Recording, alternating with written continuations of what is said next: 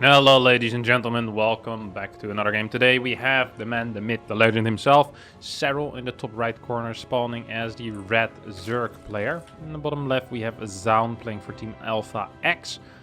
Zoun, of course, the up-and-comer of the year, up-and-comer of last year, and will also be up-and-comer of the next year. Rookie of the year 2020, 21 and 22. I'm already predicting it, even though I'm not quite sure how long you can remain a rookie. I'm a big fan of Zoun. He is very cool, his builds tend to be quite good, and his execution tends to be fantastic. So, always excited to see what this man has in store for us. Now, Serral, of course, one of the better European Zergs. Some people call him the best European Zerg, some people call him the best player in the world, some people call him the second best player in the world, behind Raynor. Other people say, well, I'm not even sure if Serral's top 5 at the moment. All of these things, something can be said for all of them. I always feel like that when Serral is in shape, he's just so ridiculously good. He's so quick, he is so solid. It just seems like he has been having a couple more off days than he used to have back in the day. It's weird because whenever we think of Serral, we think of 2018. And what Serral showed in 2018 is not actually possible. Like, this is... I don't think anyone has done that before in an RTS, and I don't think anyone will ever do that again in an RTS. The sheer consistency at which Serral performed throughout that year when it mattered was insane. Not losing a series for like 9 months, like that was not okay. Like the things he did that year were out of this world. I don't think we're ever gonna get a player that will perform as well as him as he did in 2018. Just solo, just only by 2018, just judging him based on that, I think you can make a case for him being one of the greatest players to ever touch StarCraft 2. But he didn't stop, obviously, after that, and he continued showing good results, albeit not the greatest results. I'm not even sure if he must have won at least one DreamHack Masters last year, right? I think he did. Clem won one. Did Raynor win the other two? I'm not quite sure what Serral won last year. Maybe it was a last chance tournament. I'm pretty sure he won something last year. I'm gonna go figure that out after this game. But for now, we have Zoun versus Serral. Zoun opening up with a Stargate after Warp Gate, so I'm gonna be going for a couple of tricks. Serral, world renowned for sending in Zerglings when the TOS thinks there's no more Zerglings on the map. This Zergling, sadly for Serral, gets spotted, gets scouted, and now might get killed as a result of that. Serral's gonna keep patrolling it. Yep, that's it. No, Zergling remains alive for now. So the Stargate is about to finish up. Ooh, look at that movement. This is some ZVT level movement. Sneaking behind with the Overlord. Might try to pop in. And now, if he does this very carefully, look at this. If he does it carefully, he might hardly get spotted. I don't think he got spotted here. So Serral managing, if he stays here and gets a secondary scout with his Overlord, that would be super cool. Such a nice little move there out of Serral, huh? Looks small, but can potentially save him 100 minerals. Gonna move to the corner, yeah. I don't think Zoun still thinks that there's an Overlord here. I'd be surprised if he goes back, because you want to go outwards in case the Overlord is returning back home. Let's see what he does with his Void Ray. Nice first moves here out of Serral. Okay. Yeah, this Void Ray right now is looking for an Overlord that doesn't exist anymore.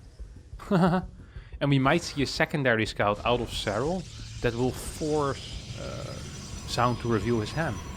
I mean, Serral will just look at the cards. Serral will just look at the cards and say, ah, okay, you got that. You got your Twilight Council up, or you got your second Stargate, or whatever it is. Ooh. Yeah, see? He's not gonna go here. This is such an uncommon location. This is something you see very often in ZVT games, but not very often in ZVP games, and that's why the Protoss is just not aware of that. Forward battery being placed out of Zoun. Not the biggest fan of that usually. The batteries are too much forward. They tend to be better in the back line, but okay. I can see the use of it as well. Oh my god, first Oracle goes down after taking out 2 drones. Obviously not going to be worth it for Zoun, as we have a Roach Warren coming down here. We have a couple of Spores being added as well. Still only on a single gas and layer goes down. We're not going to be seeing a Queen Walk here. No, this is going into macro territory here for Serral.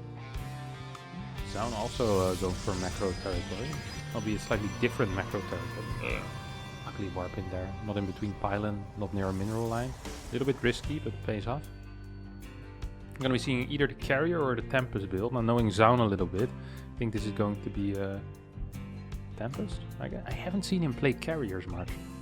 Zoun strikes me more as a Tempest, honestly. I'd be surprised if this is carrier, but we'll see. Come on. Show me your hand. What's carrier? Yes. Well, I'd love to be surprised like that. The way that Serral has blindly built some roaches, by the way, that's not great. He didn't actually decide to send in his Overlord. Right now he does see that his opponent is building carriers. He's gonna regret building those roaches. So what I wanted to say is that Serral tends to defend this with queens. Queens and forward spores. That's his way of usually defending this. Then he likes to go into hydras behind this or into a spire. More recently he's been playing more spire, but for a while he really liked hydras. He also lost a bunch of games while trying to go for hydras, so perhaps that's why we're seeing the spire here. Personally, I also think spire is a better decision. Corruptors do very, very well with carriers, of course. Especially because the carriers are in low. What did he see here? Oh, he sees the roaches attacking this, and he saw the queens. He believed it. He believed this was going to be a queen walk. Oh, how many cannons did he build? 3 cannons. 3 cannons finished, 3 batteries. Look how late the gases are. 6:38 gases haven't even started yet. Robo facility going down right now. And the first 2 carriers are making their way across the map. There's no +1 air on this though. This is absolutely just going to fall flat on his face. There's no way that this will do anything. Look at the amount of transfuses ready for Serral. He's near a spore. He has 8, 9 queens. What is this? 1, 2, that's 9 queens actually. Not even a single queen is going to go down here. And all of these interceptors are going to fall. So he's trading minerals for energy, which isn't the worst thing in the world because he does have plenty of minerals. But at home he's also struggling. He's going to lose 3 units for free, 3 adepts. These links are going to try to take out 1 or 2 workers, while the carriers are looking for an angle. And yeah, there's no angle here, my friends. There's no angle here whatsoever. 9, 10 workers going down. Small little run by. Huge consequences here for Zoun, who's struggling to stay in this game. Blink after 2 carriers is the follow-up. It's going to be going into second Robo and Robo Bay as well. So he is ready for a follow-up Corruptor Roach push, which is a pretty common response. The problem is he's on 3 bases, has 59 workers, and he's playing against an unleashed Serral, who's looking... Oh, he saw the Void Rays, decided to go for the drone hide. Very nice move. Oh, here come the Corruptors. Wanted to hide them for a little bit longer. Oh, misses the recall on 2 out of the 5 units. Loses 1 Void Ray in the recall. So that's a pretty expensive loss there. And in the units lost tab right now, we see Serral is actually massively ahead. Look at the income of this bad boy. 1300 gas a minute. 3.5k minerals. Against 2.5k minerals and about 900 to 1000 gas.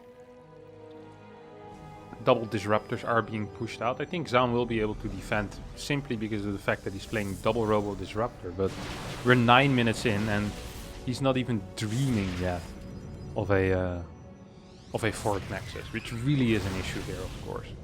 Just had a crap early game. Let's be real here. Really had a crap early game. Losing all those workers and now losing the carriers. Not doing anything with the carriers in general already feels bad. I'm not sure where these Corruptors are going, but they're going for a little... almost a little swim, I want to say. Are we taking out the main Nexus? No? Gateways. Interesting decision. While a bunch of the roaches and queens are being taken out. Serral peeing all over Zoun's build.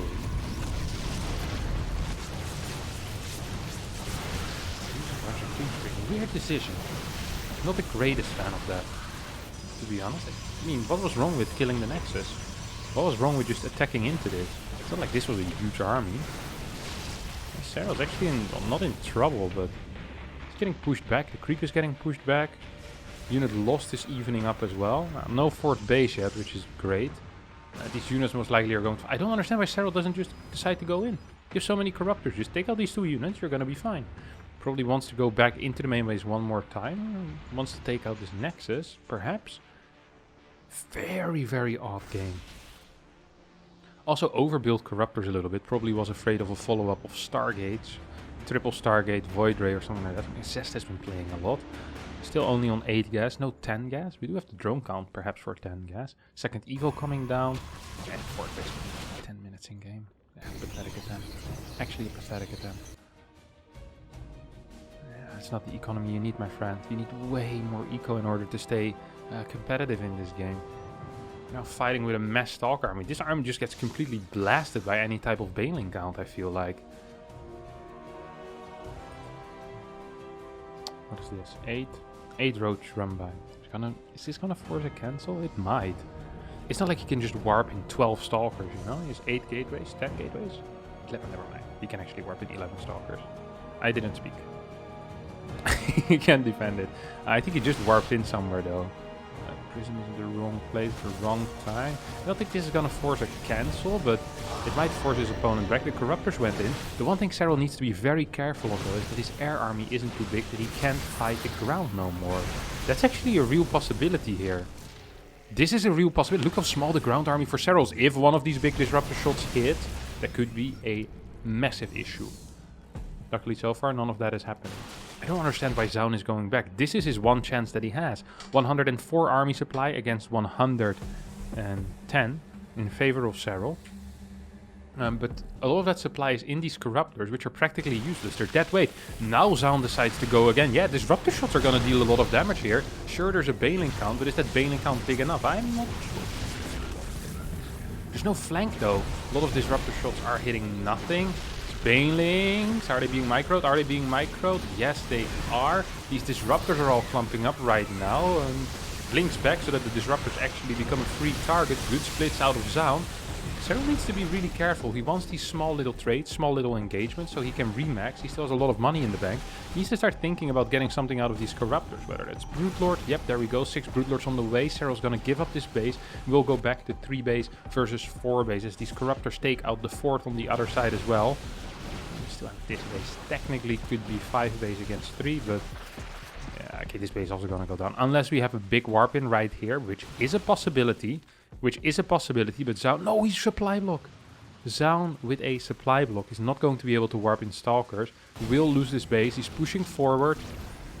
How many Broodlords do we have right now? We have 6, I believe. We have 7. We have 2 more on the way. Big disruptor hit. Boom. Scary moments here for the Finnish fans. And the non-Finnish fans of Serral as well. Of course, you're allowed to cheer for people outside of your country. Very unpatriotic, but I'll allow it for once. Oh, Tempest. This is a good decision. I was afraid he was gonna be opening up with maybe carriers or gonna add a couple of carriers, but Tempest is good. Vipers are the next step necessary here for Serral against this army. But as long as those bad boys aren't out, yeah. Tempest push could do something. It's gonna need about 4 to 5 Tempest. Maybe 5 Tempest. Doesn't have any air upgrades. So I was actually gonna try to attack with this, which is interesting. Serral can't attack with this, you can't just leave. He's gonna lose this base, he's gonna be forced to base trade, yeah, needs to go home. Serral is trying to do some damage, deal some damage on top of this 3rd base. We have a Baneling run by coming into the 3rd as well. It's still 4 base against 3 base. Unit lost step once again in favor of Zoun. These Banelings are gonna run in, but the pro pool is rapid enough on the side of Zoun. What do we have here? 9? 10? I can't count. 9.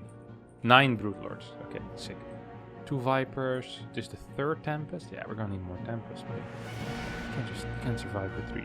You're gonna need 5 at least. Preferably even 6, because you might lose one to a Viper before the fight truly starts. Like Corruptors jumping in, you know? You want to still be able to one-shot them Broodlords. Oh, maybe we can get a snipe. Ooh, he was very close to blinking forward there. He does blink forward now. Couple of Disruptors. Oh my god, huge hit. Second hit not quite as great, but that was a very nice play. Snipes a Viper now. Doesn't quite connect with the next Disruptor shot. It's the Tempest count, eh? We're at 3, we have 2 more.